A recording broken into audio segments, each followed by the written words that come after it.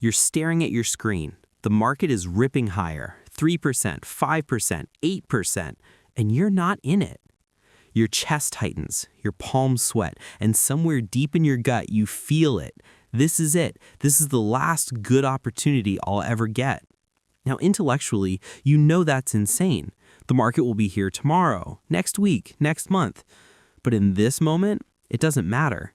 Every fiber of your being is screaming that if you don't act right now, you'll regret it forever. Here's what's wild. That feeling you're having, it's not actually FOMO. I know, sounds crazy, but what if I told you that what you think is fear of missing out is actually something completely different?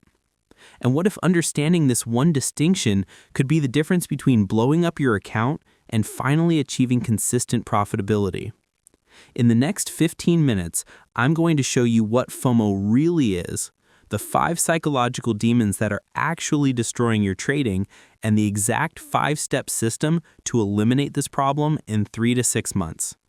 No fluff, no theory, just the truth about what's happening in your brain and how to fix it. Let's dive in. Here's what most people are not aware of. True FOMO, the pure version, only exists when you genuinely believe deep down in your gut that this opportunity right in front of you is the last one you'll ever get. But here's the kicker. Most traders don't actually have this. Instead, FOMO is just a label we slap on a bunch of other psychological demons.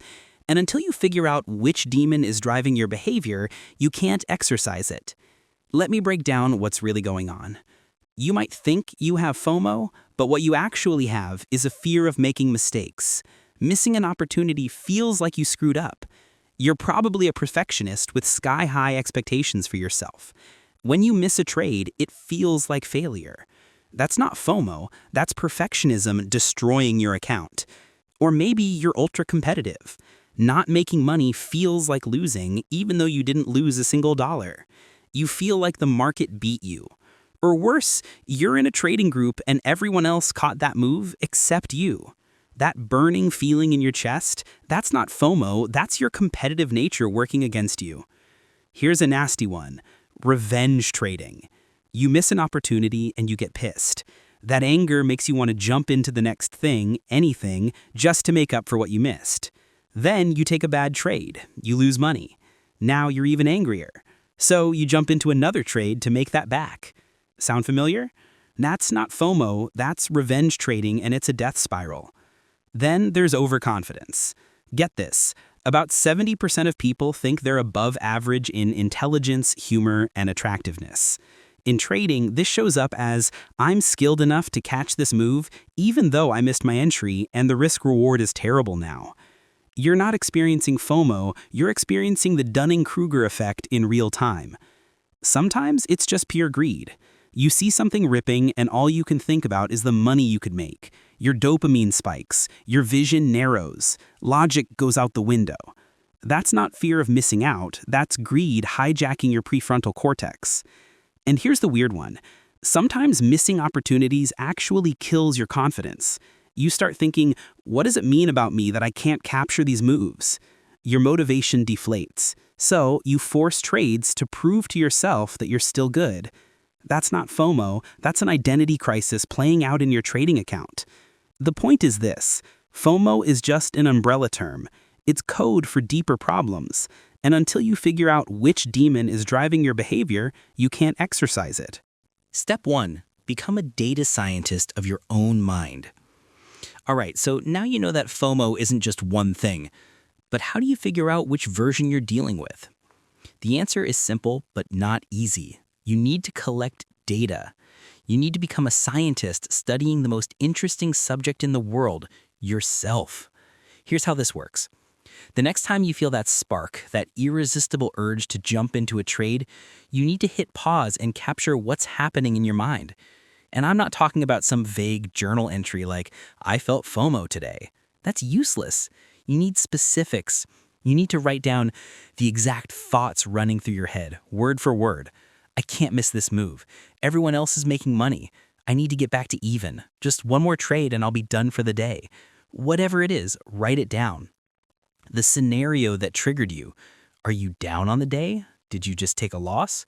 Did you see someone post a big win on Twitter? Did you miss your original entry by 2 cents and now the stock is up 15%? Get specific. The actual emotion you're feeling. And be honest here. Is it really fear? Or is it excitement, anger, frustration, shame? There's a big difference, and the difference matters. The excuses you're making. This is crucial. Your brain is incredibly good at rationalization. Okay, only 4 of my 5 criteria hit, but this setup looks really strong anyway. The risk is a bit higher than I like, but I can manage it. I know my stop should be here, but I'll just watch it closely. Write down every excuse, every rationalization, every way you're bending your rules. Now, how long do you need to do this? It depends. If you're very self-aware and be honest with yourself here, you might be able to sit down for a single session and analyze past situations where this happened. Really dig into your memory and identify the patterns. But if you're like most traders, especially if you're younger, you'll need to do this for about 15 to 20 trading days. And here's why. Self-awareness isn't a switch you flip. It's a skill you develop. If you're under 26 as a guy or 23 as a woman, your brain is literally still developing the hardware for self-awareness. So give yourself some grace, but commit to the process. The more you do this, the more your mind tunes into these patterns.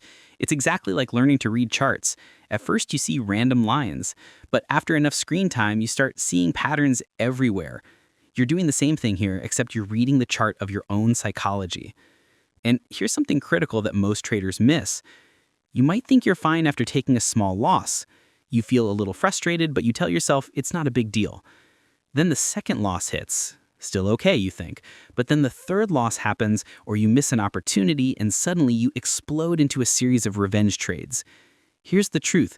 If you were truly fine after those first 2 losses, you wouldn't explode on the third one. There's a buildup happening that you're not paying attention to. It's like a pressure cooker. Each loss turns up the heat a little bit. You think you're fine because you haven't exploded yet, but the pressure is building, and then boom.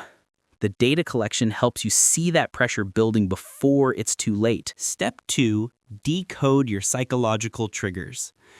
Okay, so you've been collecting data for a week or 2 or 3. You've got pages of notes about your thoughts, emotions, and triggers. Now what? Now you need to figure out which category you fall into. Let's go through each one so you know what to look for. If competitiveness is your problem, you'll see it in your notes.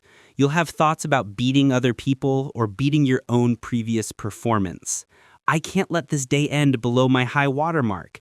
Everyone in the group is making money except me. I need to be the best trader in this Discord. The deeper issue here is that you're results-oriented in the short term, and that's a massive problem because you can't control results in the short term. You can only control your execution. Every trade you take perfectly according to your rules, that's a win, even if you lose money. Every trade you take outside your rules, that's a loss, even if you make money. If you're going to be competitive, and competition can be healthy, it needs to be about the quality of your execution, not your P&L. Compete with yourself on hitting every criterion. Compete on following your rules perfectly, not on the dollar amount in your account at the end of the day. If fear of mistakes is driving you, your notes will be full of self-criticism and should statements. I should have seen that coming. I shouldn't have walked away from my desk. I should have been watching that stock. The problem here is you have unrealistic expectations of yourself. You're treating missed opportunities as mistakes, even when they didn't fit your criteria. Let me be crystal clear about this. A missed opportunity that doesn't meet your trading rules is not a mistake. It's your system working correctly. The actual mistake is jumping into a trade that doesn't meet your criteria because you're afraid of missing out. You're doing the thing you're trying to avoid. If revenge trading is your demon, you'll see anger in your notes. Lots of it. Thoughts about getting even, about showing the market, about making back what you lost. The temperature is running hot, and you know it. If it's overconfidence, you'll see justifications. I'm good enough to catch this even though I missed my entry. Risk is higher than normal, but I can handle it. I don't usually trade this setup, but I have a good feeling about this one. Now, here's what's interesting. Just the act of seeing these patterns clearly written out can create a shift. It's like suddenly you can see the fork in the road where before there was just a highway leading straight to a bad trade. You start to realize something profound. If it feels wrong to not take a trade, you're probably doing something right. Because what feels right is giving in to that impulse.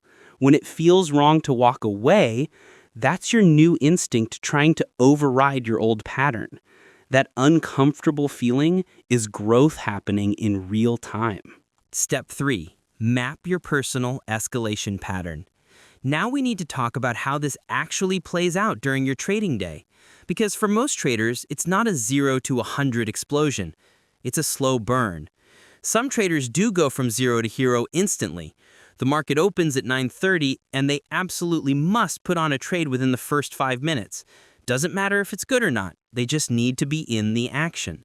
If that's you, you've got significant work ahead of you, but it's doable. For most traders, though, there's an escalation pattern, and understanding yours is the key to managing it. Here's what typically happens. First loss of the day, you feel a little annoyed, maybe a bit frustrated, but you tell yourself you're fine. It's just one trade. You know you can't win them all. Second loss. Okay, now you're definitely frustrated, but you're still in control. You take a few deep breaths. You're managing it. Third loss, or maybe you miss an opportunity you should have caught. Boom, explosion. You're suddenly taking trades you shouldn't, chasing entries, forcing setups that aren't there, ignoring your rules. Here's what you need to understand. You weren't fine after those first 2 losses. If you were truly unaffected emotionally, there wouldn't be that explosive reaction on number 3. What's really happening is that each loss or missed opportunity is turning up the heat. You're like a pot of water on the stove. First loss, you're at 30 degrees. Second loss, you're at 60 degrees. You're not boiling yet, so you think you're fine. But then the third thing happens and suddenly you're at 100 degrees and boiling over. So here's the practical solution that can literally save your account. After 2 losses, you take a mandatory break. 5 to 10 minutes. Get away from the screens. I know what you're thinking, but what if I miss a good opportunity during those 10 minutes? Let's actually think through the risk here. Option A, you stay at your desk. The risk is you take a trade that's not actually viable and you lose money. Or worse, you take a viable trade, but you manage it terribly because you're emotionally compromised. You close winners too early trying to lock in profit and get back to even. You let losers run hoping they'll come back. Even if a perfect setup appears, you might not be able to execute it properly because you're not in the right state of mind. Option B, you take a 10-minute break. You guarantee you won't lose any more capital. Yes, you might miss an opportunity, but you also give yourself a chance to reset, to come back to your desk with a clear head, to trade like the professional you're trying to become. When you're emotionally compromised, you're not the same trader.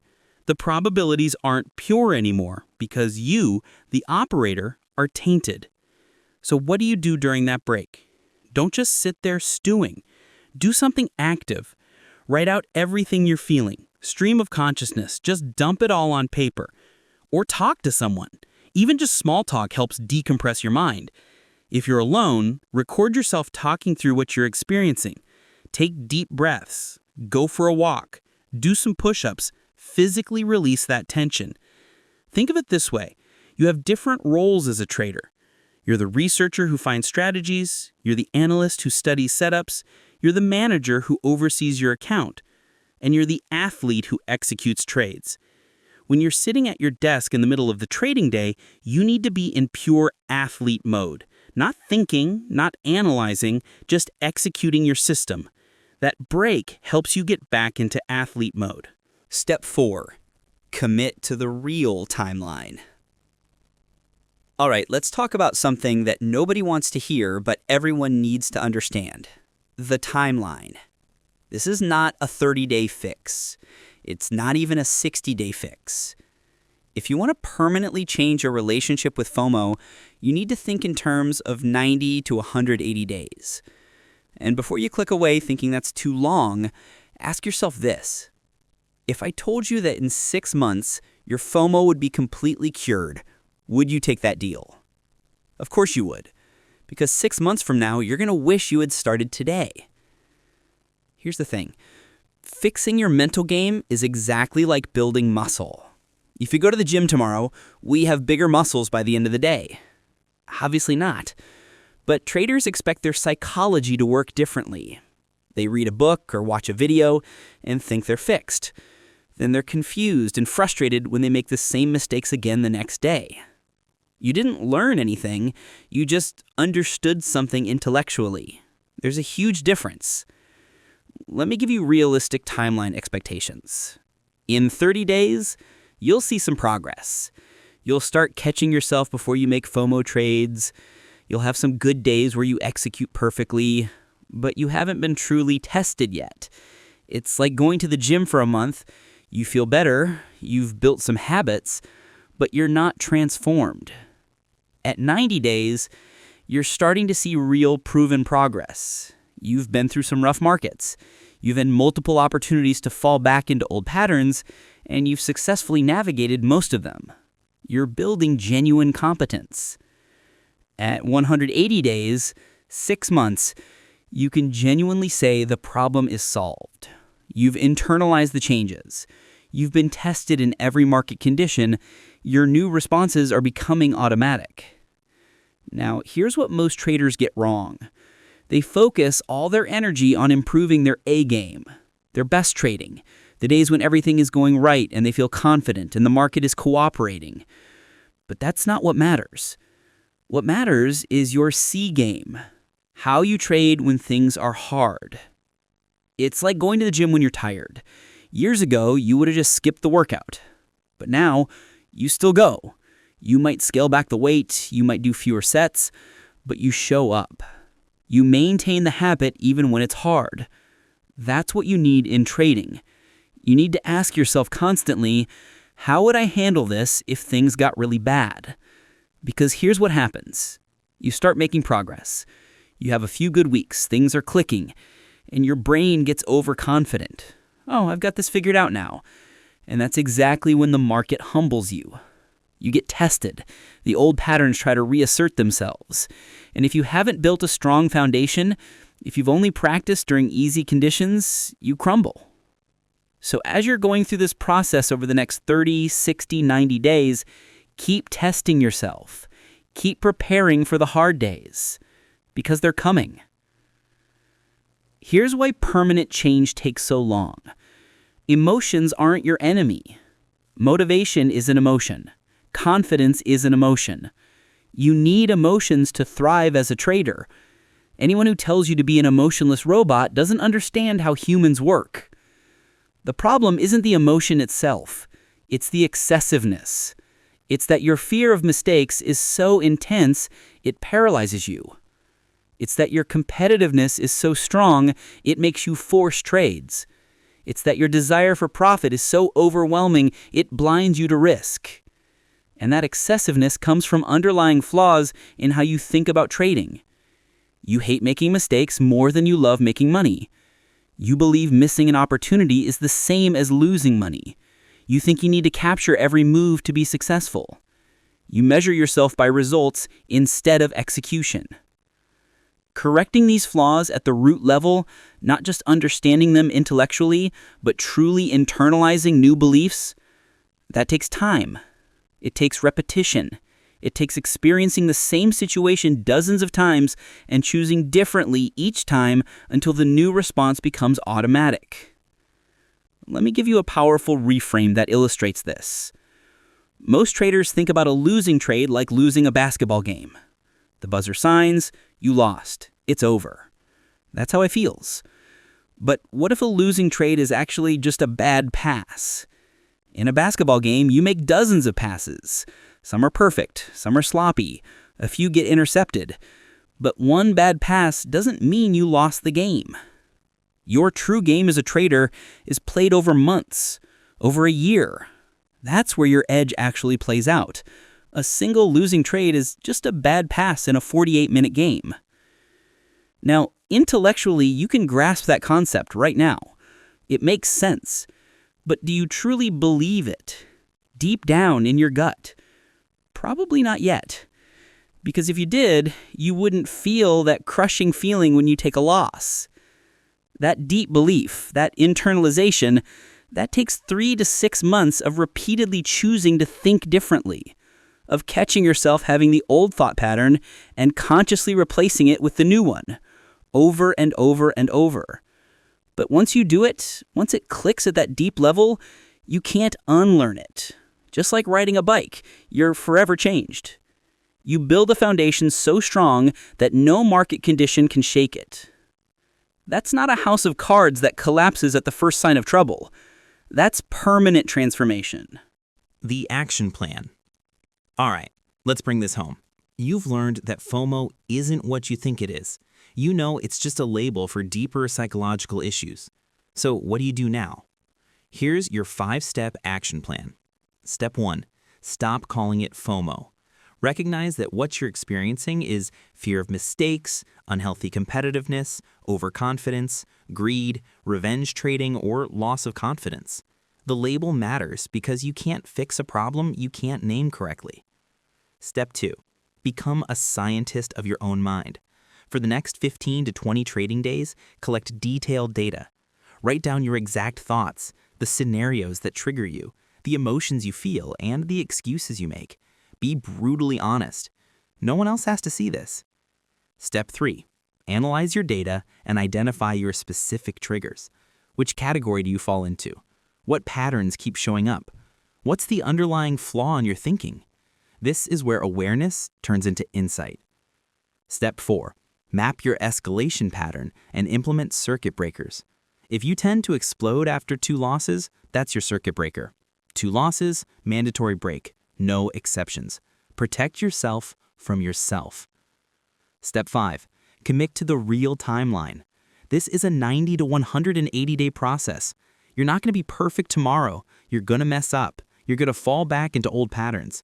That's not failure. That's part of the process. What matters is that the trend line is pointing up. Look, I'm not going to lie to you. This is hard work. It would be so much easier if there was a magic pill or a secret indicator that could fix your psychology overnight. But that's not how humans work. The good news is that this actually works. If you commit to the process, if you do the work consistently, you will see results. Not overnight, not in a week, but in 3 months, in 6 months, you'll look back and barely recognize the trader you used to be. The question is, are you willing to invest 6 months to fix a problem that's been costing you money for years? Because I guarantee you this, 6 months from now, you'll either be celebrating that you started today, or you'll be wishing you had. The choice is yours. Now, go do the work.